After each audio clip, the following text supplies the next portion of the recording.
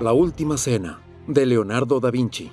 Cuando se mostró por primera vez en 1499, causó sensación en Italia y mucho más allá de las fronteras del país, y cambió el mundo del arte para siempre. Sin embargo, ahora un trabajo de restauración que duró 20 años revela la triste verdad. Solo es visible aún un 20% del fresco original. ¿Cuál es el atractivo que hasta hoy continúa teniendo esta pintura?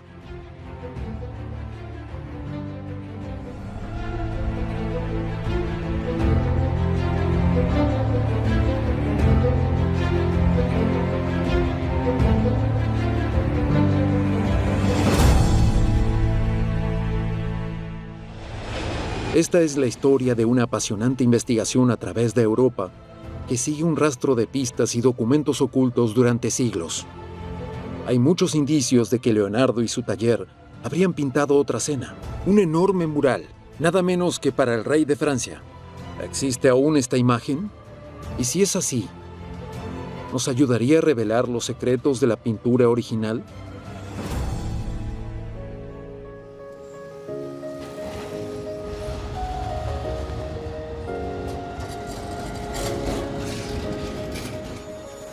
Nuestra historia comienza aquí, en Milán, la ciudad de la moda y negocios más importante de la Italia moderna y antigua. En el siglo XV, Milán era una ciudad vibrante, llena de artistas y músicos. De todas las ciudades-estado de Italia, el Ducado de Milán era con mucho el más poderoso, magnífico y el más rico. No es de extrañar que muchos reyes de Europa quisiesen conquistarla. El gobernante de Milán era entonces un duque llamado Ludovico Sforza, un tirano que había conquistado la ciudad en 1481. Como muchos otros gobernantes, disimulaba su rol políticamente cuestionable con el exuberante esplendor de una corte renacentista. El duque encargó grandes proyectos, un monasterio llamado Certosa di Pavia y una nueva iglesia, aquí mismo en Milán, llamada Santa María de la Grazie. El proyecto más importante fue especialmente la financiación de esta enorme catedral, la Catedral de Milán. Debía ser la iglesia más grande de Italia. Milán se convirtió así en el lugar de trabajo de muchos jóvenes artistas y arquitectos de toda la región. ¿Qué papel desempeñó Leonardo en esto? Este joven artista no era de Lombardía, provenía de Florencia, la ciudad más excitante de Italia, la cuna del Renacimiento. ¿Por qué pintó en Milán su fresco más famoso? La respuesta puede encontrarse en un pequeño pueblo a las afueras de Florencia, llamado Vinci. Leonardo era un hijo ilegítimo, el hijo de la hija de un campesino, Caterina, que comenzó una relación con un joven notario llamado Serpiero. Por supuesto que un matrimonio entre ambos estaba fuera de discusión, porque Serpiero debía casarse con una mujer de su posición social. Es por eso que Leonardo nunca fue realmente parte de la escena creativa florentina alrededor de Lorenzo de Medici, como lo fueron artistas como Ghiberti, Ghirlandaio o Miguel Ángel. Estas eran personas que sabían latín y escribían sonetos, y podían imponerse en la sociedad más refinada. Leonardo mismo nunca fue parte de eso. Pero Serpiero apoyó a su hijo y siempre estuvo dispuesto a usar sus conexiones para conseguirle trabajo. Sin embargo, la falta de educación siempre fue una gran desventaja para el joven Leonardo. El padre le consiguió a Leonardo un puesto como aprendiz en el taller del reconocido pintor y escultor florentino Andrea Verrocchio. Aquí, Leonardo aprendió a mezclar pigmentos, preparar paneles de madera o transferir grandes dibujos al fresco llamados cartones a una pared enlucida. Finalmente, Verrocchio le permitió pintar a uno de los ángeles en su pintura del bautismo de Cristo. Es evidente que el ángel de Leonardo es mucho más bonito que el ángel bastante gruñón de la derecha, pintado por Verrocchio. Sin embargo, ¿cómo logró rostros tan hermosos y angelicales? La respuesta, mediante el uso de un nuevo invento llamado pinturas al óleo. Mientras que la mayoría de los florentinos todavía usaban pinturas al temple de secado rápido y poca gradación. Leonardo comenzó a experimentar con pigmentos mezclados con aceites, una técnica desarrollada por primera vez al norte de Europa. La ventaja del aceite sobre el temple al huevo es que no hay que mezclar o sombrear cada color para crear objetos tridimensionales u obtener el sentido de dimensión. Con aceite se tenía un increíble rango de negro a blanco con transiciones casi ininterrumpidas. En consecuencia, esto ofrecía posibilidades completamente nuevas para los artistas del Renacimiento. Gunnar Amer es un artista de formación clásica que pintó una réplica de la Capilla Sixtina para la película Illuminati. ¿Y cómo eran elaborados estos aceites? Eran pigmentos triturados que podían ser a partir de cualquier cosa, desde hueso, perejil desecado hasta el famoso azul ultramarino de Afganistán, que era tan caro que costaba más que el verdadero oro. ¿Más que el oro? Sí.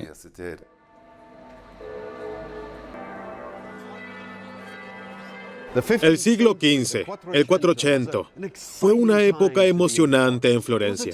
El Renacimiento de la Antigüedad tardía estaba en su apogeo, en el arte, en la ciencia, en la literatura y en la ingeniería. Aquí, por ejemplo, Filippo Brunelleschi usó la técnica romana para crear la enorme cúpula de la Catedral de Florencia. Mientras Brunelleschi medía los antiguos templos en Roma, descubrió que todas las líneas horizontales parecían fusionarse en un centro común, el denominado punto de fuga. Así que Brunelleschi es considerado el inventor de la perspectiva central lineal. El arte del Renacimiento fue revolucionado. De repente, los pintores podían crear de manera realista la ilusión de un espacio tridimensional, como si el cuadro que pintaban fuese una ventana a otro mundo.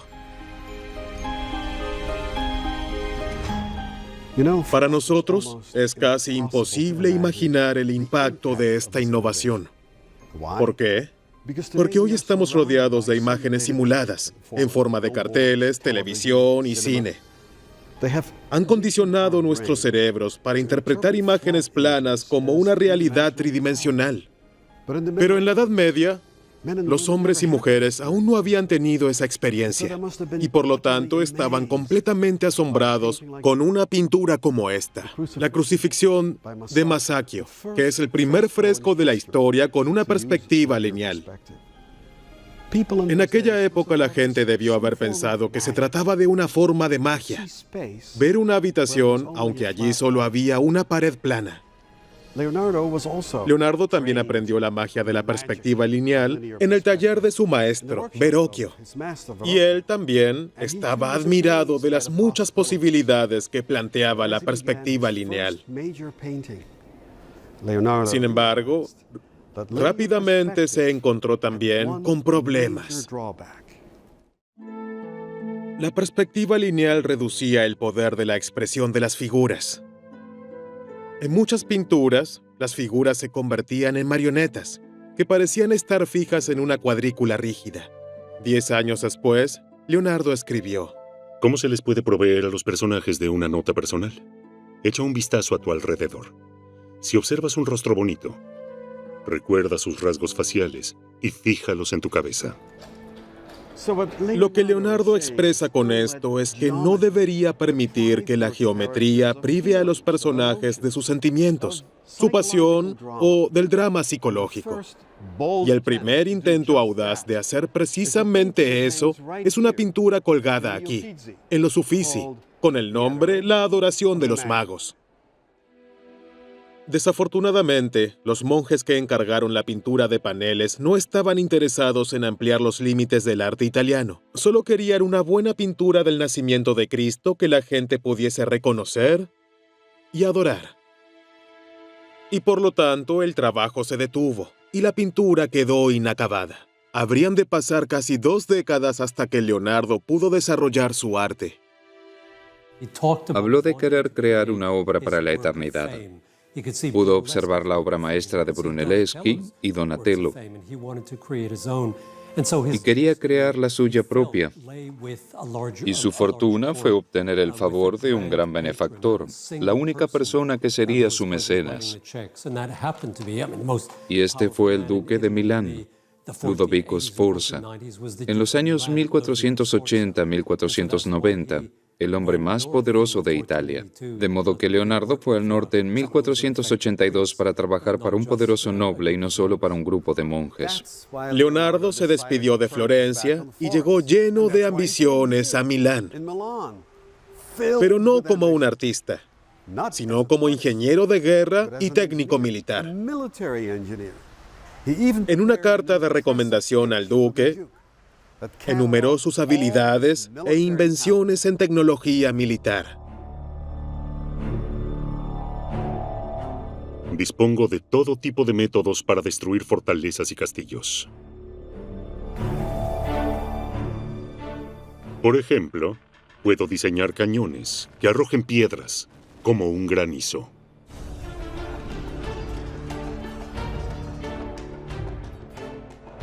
Sin embargo, las esperanzas de Leonardo se vieron frustradas. Pasaron varios años antes de que el duque Ludovico finalmente notara al artista florentino. El proyecto que le dio, una enorme estatua ecuestre que nunca se completó. Lo único que queda de este proyecto son sus estudios. Ahora Leonardo estaba listo para emprender una enorme tarea para su joven carrera. Una serie de retratos de 13 hombres sentados en una mesa, prevista para un muro en Milán.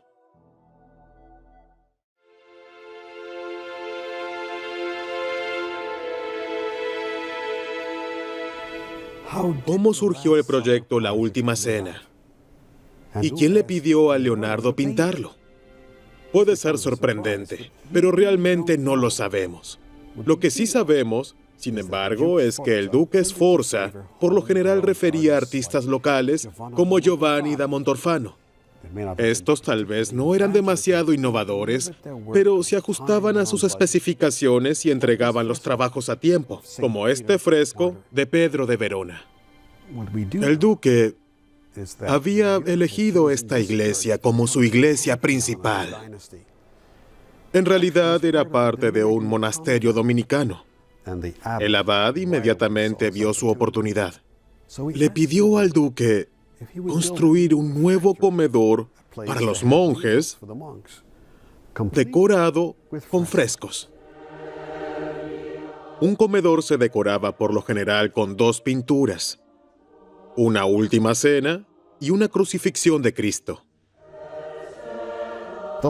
La Cena del Señor ilustraba el origen de la Santa Misa, mientras que la crucifixión representaba la salvación de la humanidad a través de la pasión de Jesús. Estos son los 2 contrapuntos de la teología cristiana.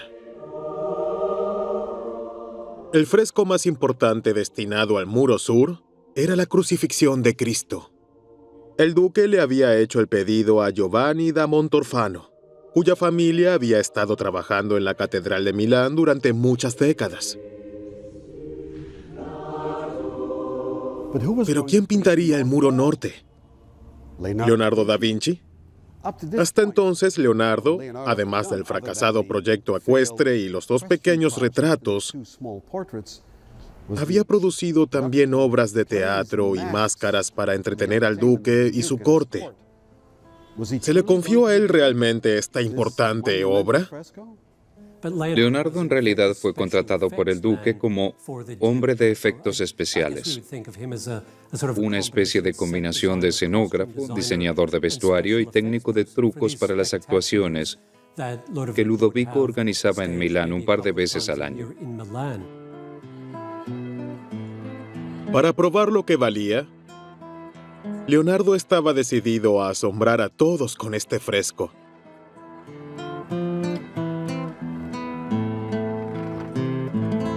Y Y por supuesto que todos esperaban de él que creara una última cena, como todas las que se habían producido en los últimos 200 años en Florencia, la Toscana, Siena. Pero él hizo algo completamente diferente.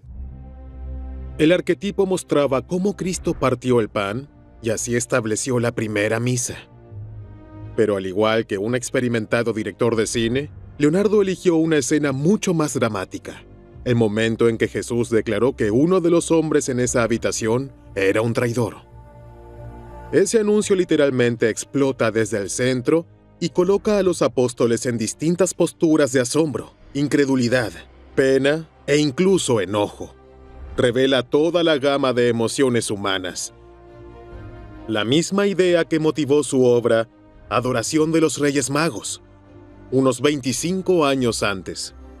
Leonardo quería acción y quería capturar las emociones y la intensidad dramática de lo que había sucedido en esos segundos en Jerusalén. Y precisamente eso es lo que hace que la pintura sea tan grandiosa. La trae a la vida y lo vemos y podemos comprender de inmediato lo que allí sucede. Todo el torbellino del drama humano. Así es, cada uno reacciona de manera diferente, literalmente. Puede reconocerse el amor, el miedo, la ira o la pena en sus rostros. Por ejemplo, el apóstol Juan, que está despertando y es interrogado por el discípulo Pedro. Leonardo le da a cada uno de los 12 algo característico, una expresión facial, un gesto de manos, para hacernos comprender su carácter. Pero aquí está la gran tragedia. La mayoría de estos hermosos gestos ya no son visibles actualmente. Desafortunadamente, la última cena es hoy un fresco muy dañado. En este fresco, realmente ya no podemos reconocer el estilo de Leonardo. Gran parte de la expresividad, la claridad, la imaginación de la última cena ha desaparecido. A diferencia de Montorfano, que utilizó técnicas de fresco convencionales, Leonardo no pudo resistirse a experimentar con pigmentos para lograr los mismos efectos visuales que en sus pinturas al óleo. El resultado fue catastrófico. Curiosamente tenía diferentes intereses intelectuales. Tenía diferentes pretensiones en los colores para expresar con ello lo mayor posible. Larry Cade es un director del Departamento de Conservación en la National Gallery de Londres. Leonardo estaba interesado en investigar los matices de gradación del color.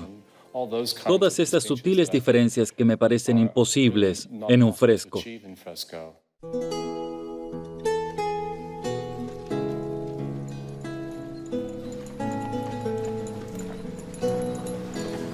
En 1517, un influyente cardenal llamado Luigi d'Aragón y su secretario Antonio de Beatis emprendieron una gira y visitaron, entre otras cosas, el monasterio de Milán para ver la última cena, como de Beatis escribiría más tarde. Es muy buena, aunque comienza a deteriorarse, ya sea por la humedad de la pared o por alguna otra forma de abandono.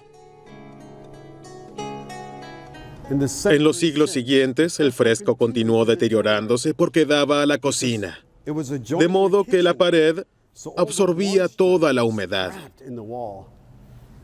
Finalmente, parece que realmente no hay manera de descubrir cómo era la gran obra maestra de Leonardo, ¿o sí? Mucho antes de la visita de Antonio, llegó a Milán otro visitante aún más importante, con todo un ejército. Se trató del recién coronado rey de Francia, Luis XII. Solo un año después de su coronación, el rey invadió Milán para reclamar la ciudad como suya. ¿Y qué fue lo primero que hizo Luis luego de asentarse aquí, en el castillo Sforza? La respuesta se encuentra en un libro del primer biógrafo de Leonardo, Giorgio Vasari. Como dice Vasari, el rey visitó la última cena. El rey estaba profundamente impresionado por la calidad de la pintura, tanto por la composición como por la ejecución. y estaba decidido a llevárselo a su reino. Y de este modo buscó a arquitectos que pudiesen construir un marco de madera y hierro para transportar el fresco a Francia de manera segura, sin importar los costos. Tanto así quería tenerla. Pero como estaba unida de forma fija a una pared, el deseo de su majestad no pudo cumplirse. Pero los reyes no están acostumbrados a que les digan lo que no pueden tener. Así que Luis decidió un plan alternativo. Pero para ello, necesitaba a Leonardo. Al menos esa es nuestra teoría. Mientras Leonardo aún se encontraba en Milán, recibió el encargo de pintar otro fresco en Florencia. La batalla de Anghiari, en el Salón de los 500 del Palacio de la Señoría. Es por esto que no podía permanecer en Milán y llevar a cabo lo que el rey tenía en mente. Sin embargo, entonces sucedió algo extraordinario, algo que lo cambió todo. Este es Archivio dello Stato di Firenze, el archivo del Estado de Florencia con documentos que tienen más de 1000 años. Aquí encontramos una carta realmente notable.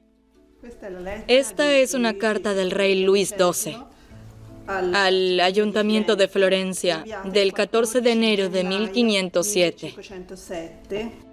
En ella, el rey de Francia, el rey Luis XII, le pide al Gonfaloniere, presidente de la República de Florencia, lo siguiente. Debido a que necesitamos al maestro Leonardo da Vinci, pintor de su ciudad de Florencia, y queremos que realice algo para nosotros aquí en Milán, le pedimos que permita que Leonardo trabaje para nosotros durante un tiempo y que deje que haga el trabajo que esperamos de él. Creo que queda claro lo que el rey francés quiere de Leonardo. Si no puede tener el fresco, al menos obtendrá una copia en lienzo que pueda llevarse consigo a Francia. Lo interesante en esto es que el rey no le dice al gobernante lo que espera de él. Es muy cuidadoso al respecto. El rey no menciona en su carta cuánto tiempo, porque si nuestra teoría es correcta y quiere que Leonardo haga una copia de la Última Cena, esto, de hecho, tomaría mucho tiempo. La idea de una copia de este tipo no era exagerada.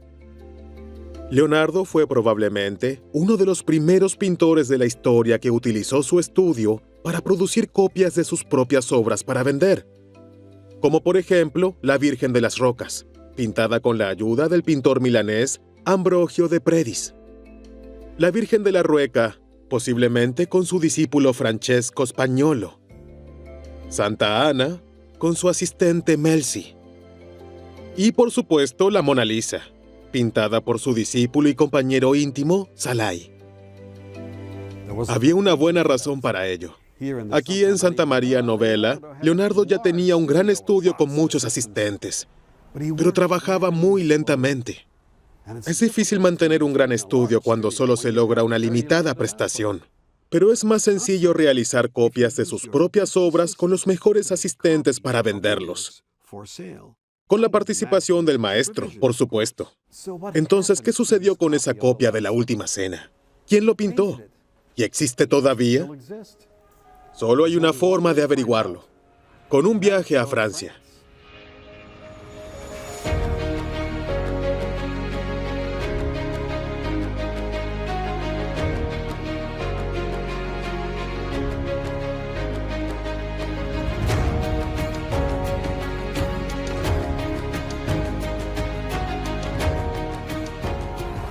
Hoy consideramos a París como el epicentro del mundo para el arte, la cultura y la moda. Es sinónimo de belleza y sofisticación. Pero en el siglo XVI, la situación era muy diferente.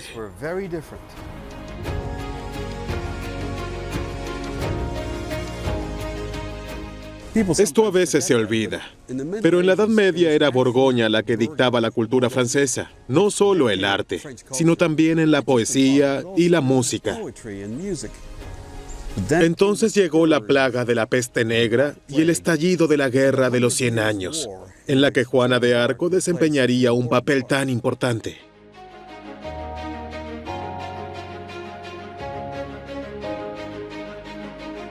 Cuando Luis XII ascendió al trono, Francia estaba muy debilitada.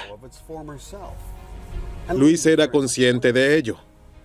Entendía que los artistas franceses debían orientarse al Renacimiento italiano.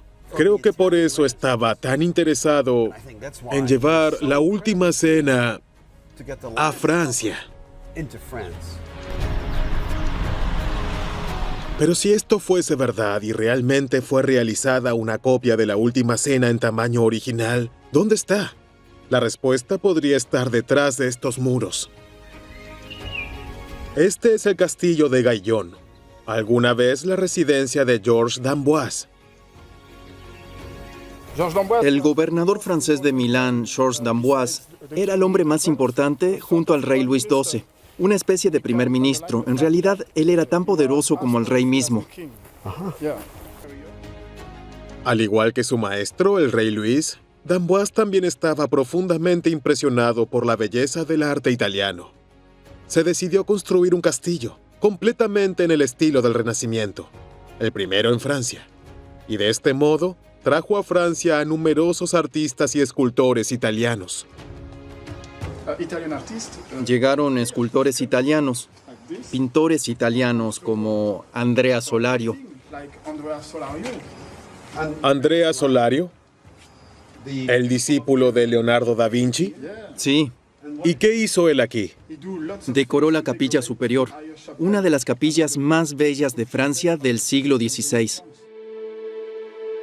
El hecho de que Andrea Solario, uno de los principales discípulos de Leonardo, trabajase en este castillo alrededor de 1509, puede ser la pieza faltante del rompecabezas.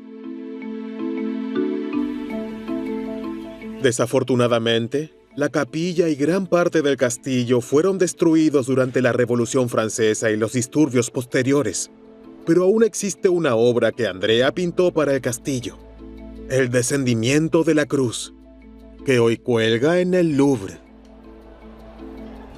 Por lo que sabemos, Andrea Solario provenía de una familia de artistas. Probablemente trabajaba en Venecia para el tiempo en que Leonardo estuvo por primera vez en Milán. Es decir, no estuvo allí desde el principio. Y alrededor del 1495, Andrea regresó a Milán, probablemente con su hermano Cristoforo de Venecia. Precisamente es el momento en que Leonardo comenzó a trabajar en el fresco de la Última Cena. Sí, esto es cierto. Entonces Solario tiene que haber estado presente cuando se concretó el gran fresco de la Última Cena en el muro del refectorio. Y como él era uno de los discípulos más talentosos de Leonardo, ¿podría haber sido él quien hizo la copia para el rey francés?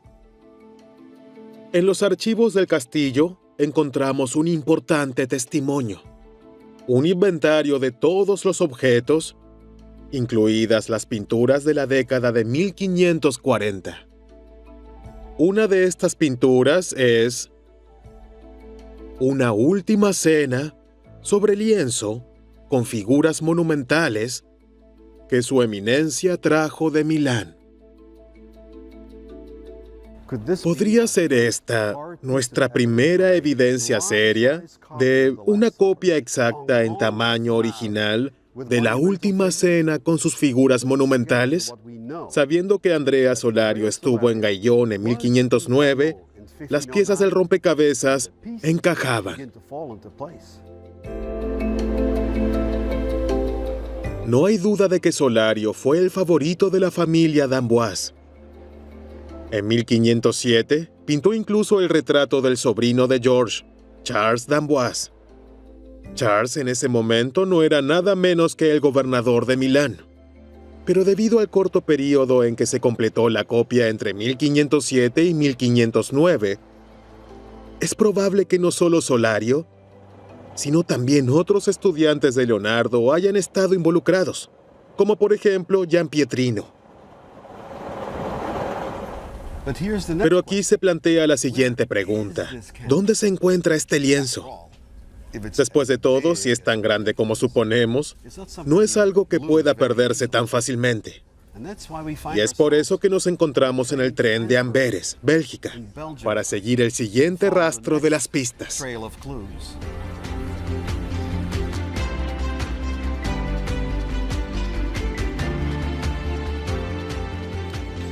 Al pensar en Amberes, la asociamos por lo general con la ciudad de Rubens, el pintor del barroco.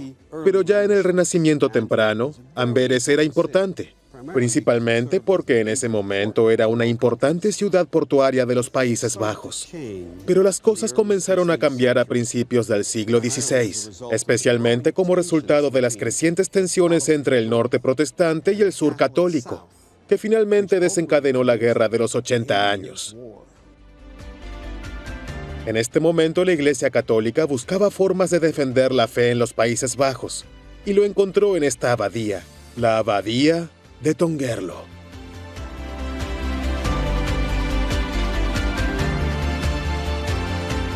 Es interesante que en ese momento el calvinismo que prevalecía al norte de los Países Bajos rechazaba todas las formas de imágenes religiosas, pinturas, esculturas, incluso vitrales. Todo fue derribado y destruido. El abad de Tongerlo, por lo tanto, decidió adquirir la pintura más grande de Cristo y sus apóstoles que pudo encontrar para oponerse de alguna forma al norte protestante y fortalecer a los fieles católicos en el sur.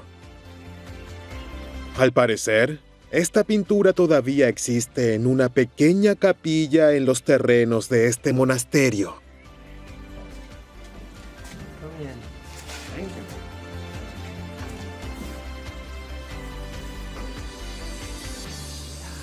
Allí está. Esta es la pintura que estuvimos buscando todas estas semanas. Es magnífica.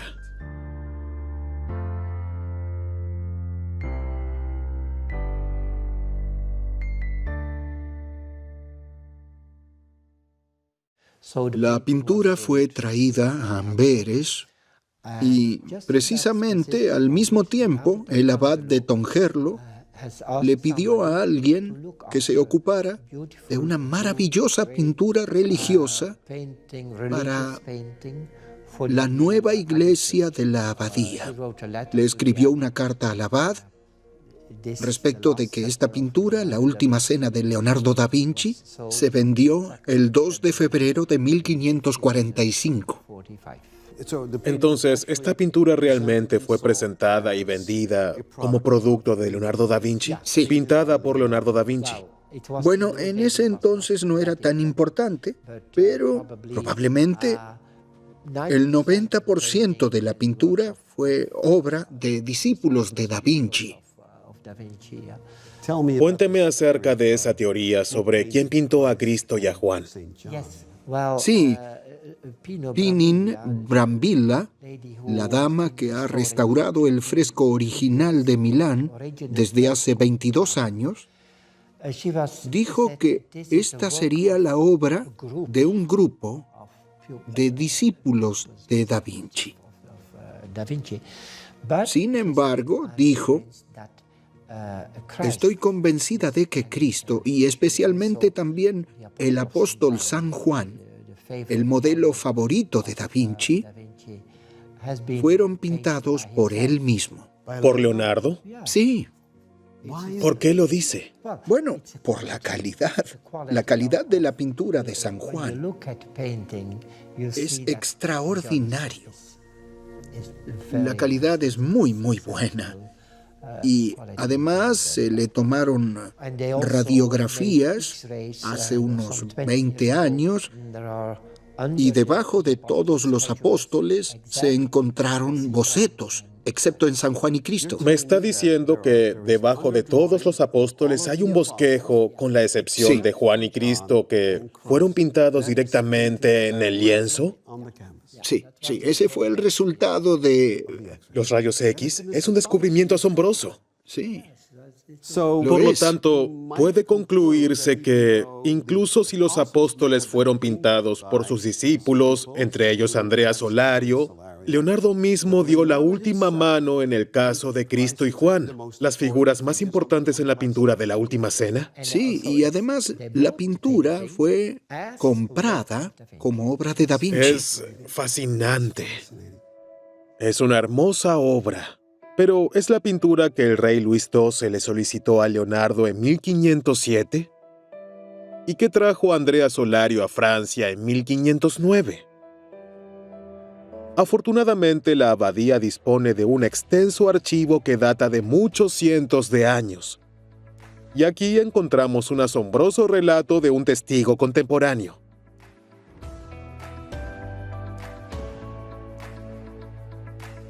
Se dice que la pintura fue producida siguiendo un original pintado sobre un muro y que actualmente se encuentra en mal estado. Cuando un rey de Francia conquistó Milán y vio la pintura, estaba muy decepcionado por no podérsela llevar porque estaba en el muro, y por lo tanto dio la orden de que se hiciese una copia, y esa es la copia que cuelga hoy en la sala del coro. Así que aquí tenemos un relato de un testigo contemporáneo del siglo XVI que confirma nuestra teoría de que Luis XII le había pedido a Leonardo da Vinci una copia de la Última Cena, y que esta pintura cuelga hoy en la pared de esta hermosa abadía en Bélgica.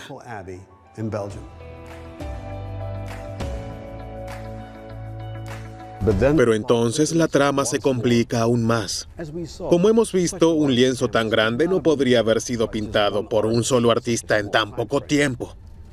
¿Quién más podría haberlo pintado además de Andrea Solario?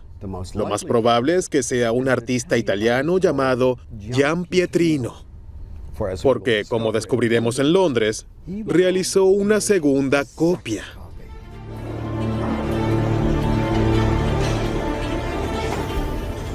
Desde hace 250 años, la Royal Academy en la Burlington House de Londres ha estado formando generaciones de artistas británicos, inspirándose en las obras de grandes maestros. Nos encontramos en la biblioteca, que juega un papel importante en la formación de artistas. Todos estos eran modelos que debían inspirar a los artistas. ¿Cuándo y por qué adquirió la Royal Academy la copia de la Última Cena? Eso fue en 1821. La academia lo compró por 600 guineas, que era mucho dinero en ese momento. En comparación, en 1820, la Galería Nacional había adquirido un Tiziano real por poco más de 300 libras. Así que era una inmensa suma de dinero gastar 600 libras en una copia, así que todos los artistas tuvieron que haberse reunido para ponerse de acuerdo de que se trataba de una buena compra. Era un extraordinario ejemplo de la obra de Leonardo. Aunque es una copia, se podría ver como una visión real de la obra, de la vida de Leonardo. Y fue maravilloso que se colgara en la escuela de arte y que los estudiantes pudieran verla. Existe una nota de Leonardo que se refiere a un Giampietrino que creemos que probablemente se trata de la misma persona. También sabemos que alguien con ese nombre trabajó en Milán al menos desde 1507. En esa segunda época, después de que Leonardo se mudara a Florencia y regresara a Milán. ¿Estaría de acuerdo en que él es uno de los principales artistas de esta copia de la Royal Academy? Sí, eso es lo que se piensa actualmente. Aunque Pietro Merani recientemente ha recurrido a los dibujos técnicos en que se basa este trabajo. Y en base al análisis técnico de los dibujos de la obra, afirmó que probablemente fue inicialmente Boltraffio y después vino Giampietrino. Si es cierto que Giampietrino trabajó tanto en la versión de Tongerlo como posteriormente, alrededor de 1520 en esta copia, parece que estas dos pinturas nos dan una idea muy concreta de cómo era el fresco original. Creo que parece estar muy cerca del original. Y ciertamente, principalmente, estas cabezas, que podemos examinar más a fondo, parecen estar muy cerca del original. Evidentemente, Giampietrino tuvo acceso a los dibujos y cartones de Leonardo. Y esto puede ser una prueba de que puede haber habido una especie de selección de estos cartones originales. Por lo que es realmente interesante que la base podría estar aún más cerca de lo que pensamos originalmente. Sin embargo, ahora que hemos encontrado dos versiones de la Última Cena en tamaño original de Leonardo y sus discípulos, ¿tenemos finalmente la oportunidad de ver cómo era antes el fresco de Milán? Tal vez con tecnología digital. Una pintura de la Última Cena que cambiaría el curso del arte occidental. ¿Podría haber previsto alguien alrededor de 1490 el tremendo impacto de este fresco? Si Ludovico y el prior de la Santa María del Grazie le hubieran dicho que pintara una última cena, probablemente habrían esperado que haga una última cena similar a todo lo que se había pintado en Florencia, la Toscana y Siena en los últimos 200 años. Pero, por supuesto que Leonardo no funcionaba de esa manera. Él dijo que crear una pintura no significaba observar otras pinturas. Uno tenía que observar la vida real. Y es por eso también que compró la Biblia, para encontrar el drama en la historia. Era prácticamente como si fuese el director de una película con el objeto de filmar una película sobre la Última Cena. Leonardo quería acción y quería capturar las emociones y la intensidad dramática de lo que había sucedido en esos segundos en Jerusalén. Y precisamente eso es lo que hace que la pintura sea tan grandiosa. La trae a la vida y lo vemos y podemos comprender de inmediato lo que allí sucede. 3 pinturas. Y sin embargo, una visión. La visión de retratar la escena más famosa del Evangelio de una manera que nunca antes se haya visto. Y ahora sabemos cómo se vio alguna vez esa visión original, gracias a un lienzo en un monasterio remoto de Bélgica. Por supuesto que durante los años siguientes, el Alto Renacimiento produciría algunos de los frescos más inolvidables de la historia, incluidas las estancias de Rafael en el Vaticano y el techo de la Capilla Sixtina de Miguel Ángel. Pero todo el increíble realismo, toda la comprensión monumental de la figura humana, comenzó primero con un fresco en el muro de un comedor de Milán.